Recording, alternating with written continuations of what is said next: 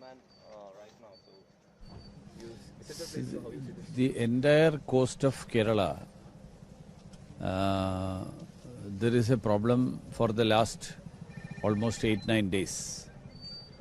But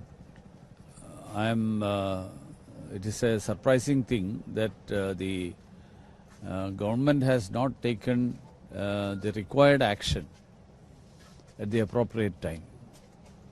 There is a allegation of a delayed response from the side of the government. The incident happens on 31st evening, but till first afternoon, no action was taken by the government. There was no search operations.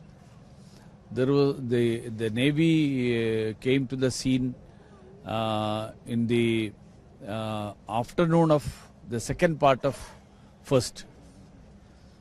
And the most surprising thing is that the fisheries minister has not cared to visit these places till now. I don't know why such attitude is there. And further, the chief minister's comments regarding this issue is also a surprising thing. He has said that we know the experience of persons who have gone earlier. It's it's nothing but insulting the fishermen community. So is it a decision of the Kerala government that we don't care for the lives of the people? The chief minister uses the helicopter to go and meet the businessmen. But in the past, we have the experience of fishermen coming to the rescue of such businessmen when they were in problem. So all these things, this time it's the actual case of government not serious about rescue operations, the government machinery completely collapsing. There is no single command.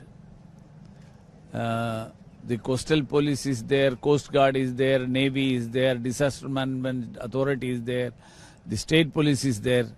But to coordinate all this, the fisheries department is there.